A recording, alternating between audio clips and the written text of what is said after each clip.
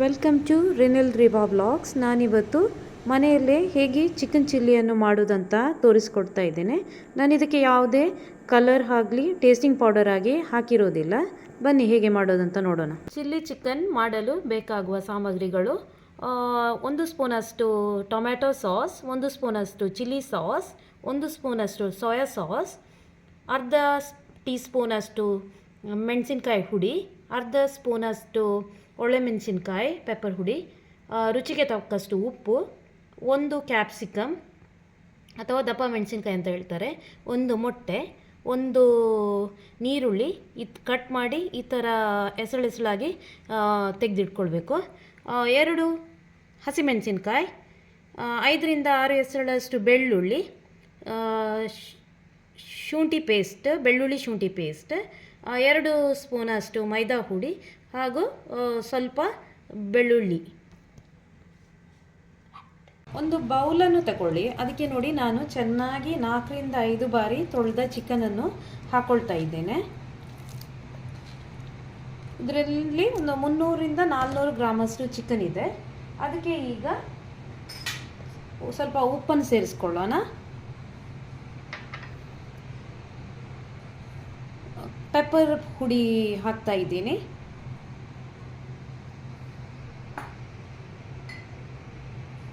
ಮೆಣಸಿನ ಹುಡಿ,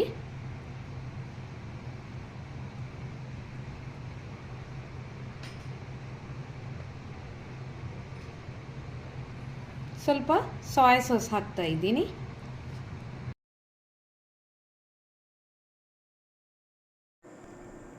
ನಾನಿಲ್ಲಿ 1 ಮೊಟ್ಟೆಯನ್ನು ಹಾಕ್ತಾ ಇದ್ದೇನೆ.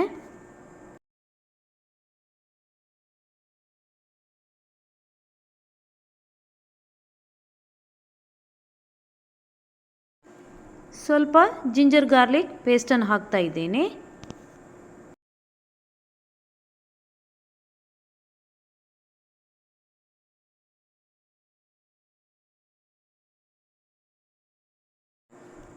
ಈಗ ಇದನ್ನು ಚೆನ್ನಾಗಿ ಮಿಕ್ಸ್ ಮಾಡೋಣ.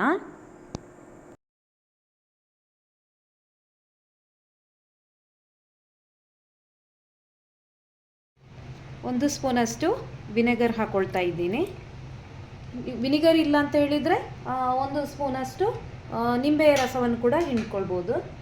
ಈಗ ನಾನು ಮೈದಾ ಹುಡಿ ಹಾಕ್ತಾ ಇದ್ದೀನಿ.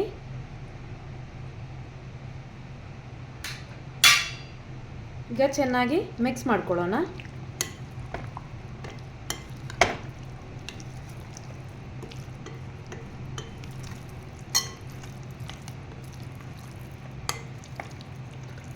ಈಗ ಇದು ಚೆನ್ನಾಗಿ ಮಿಕ್ಸ್ ಆಗಿದೆ. ಇನ್ನು ಒಂದು 20 ರಿಂದ 30 ನಿಮಿಷ ನಾವು ಮ್ಯಾರಿನೇಟ್ ಆಗೋಕ್ಕೆ ಬಿಡೋಣ. ಈಗ ಗ್ಯಾಸ್ ಸ್ಟವ್ ಮೇಲೆ ಒಂದು ಪ್ಯಾನನ್ನು ಇಟ್ಕೊಳ್ಳೋಣ. ಈಗ ಆಯಿಲ್ ಹಾಕ್ಕೊಳ್ಳೋಣ ಚಿಕನ್ ಫ್ರೈ ಮಾಡೋಕ್ಕೆ.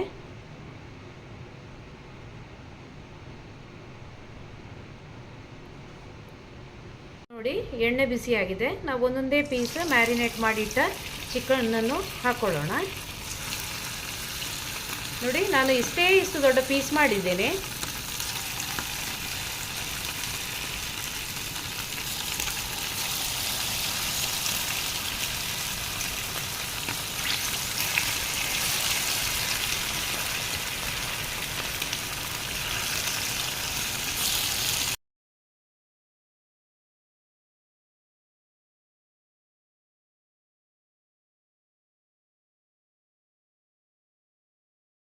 ಮಗುಚಿ ಹಾಕೋಣ. ಒಂದು ಸೈಡಿಂದ ಇನ್ನೊಂದು ಸೈಡಿಗೆ ಈ ಥರ ಮಗುಚಿ ಹಾಕಿ ಮತ್ತೊಂದು ಸೈಡ್ ಕೂಡ ಚೆನ್ನಾಗಿ ಫ್ರೈ ಮಾಡ್ಕೊಳ್ಳೋಣ. ನೋಡಿ, ಈಗ ಇದು ರೆಡಿಯಾಗಿದೆ. ನಾವಿದನ್ನು ಎತ್ತಿಟ್ಕೊಳ್ಳೋಣ.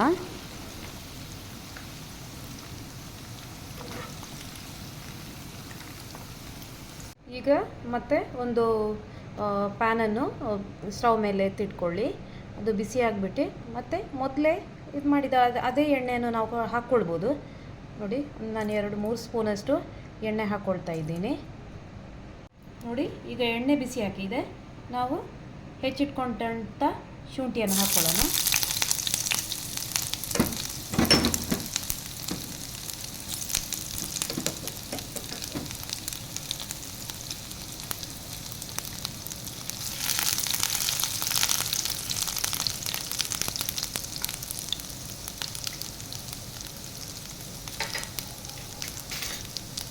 ಈಗ ಅದು ಫ್ರೈ ಆಗ್ತಾ ಬಂತು. ಈಗ ಬೆಳ್ಳುಳ್ಳಿ ಹಾಕ್ಕೊಳ್ಳೋಣ.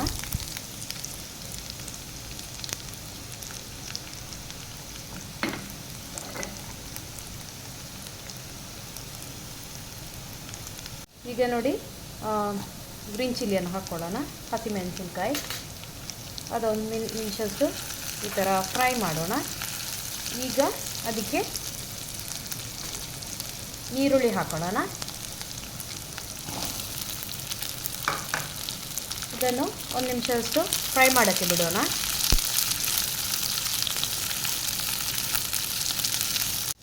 ಈಗ ನಾನು ಹೆಚ್ಚಿಟ್ಟಂಥ ಕ್ಯಾಪ್ಸಿಕಮ್ ಹಾಕ್ಕೊಳ್ತಾ ಇದ್ದೇನೆ. ಇದನ್ನೊಂದು 2-3 ಮಿನಿಟ್ಸ್ ಫ್ರೈ ಮಾಡೋಣ.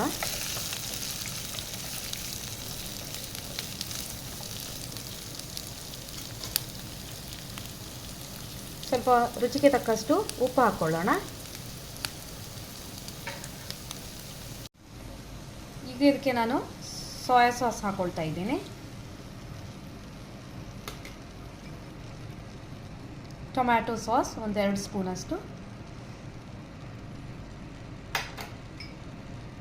ಚಿಲ್ಲಿ ಸಾಸ್ ಹಾಕ್ತಾ ಇದ್ದೀನಿ.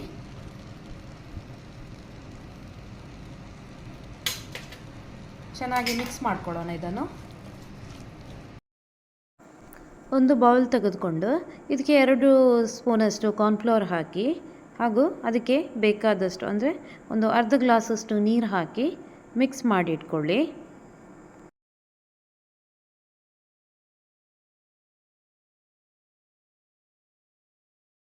ಈಗ ನೋಡಿ ನಾವು ಕಲಸಿಟ್ಟಂಥ ಈ ಕಾರ್ನ್ಫ್ಲವರ್ ಸ್ಲರಿಯನ್ನು ಇದಕ್ಕೆ ಹಾಕೋಣ.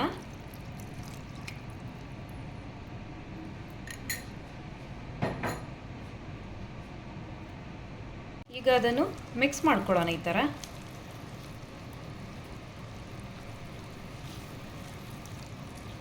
ಸಣ್ಣ ಉರಿಯಲ್ಲಿಟ್ಟು ಮಾಡ್ಕೊಳ್ಳೋಣ.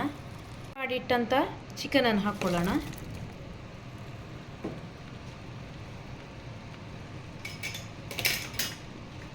ಚೆನ್ನಾಗಿ ಮಿಕ್ಸ್ ಮಾಡ್ಕೊಳ್ಳೋಣ.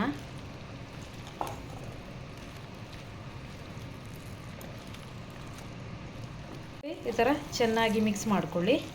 ನೋಡಿ ಯಾವ ರೀತಿ ಬಂದಿದೆ ಅಂತ.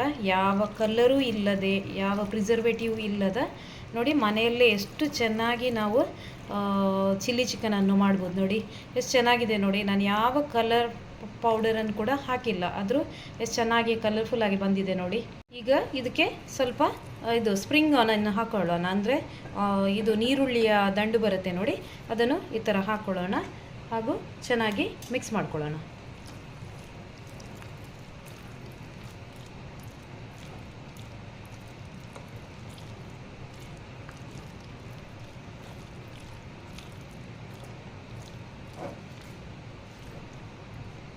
ಸ್ವಲ್ಪ ಗಾರ್ನಿಷಿಂಗ್ಗೆ ಕೊತ್ತಂಬರಿ ಸೊಪ್ಪನ್ನು ಹಾಕ್ಕೊಳ್ಳೋಣ.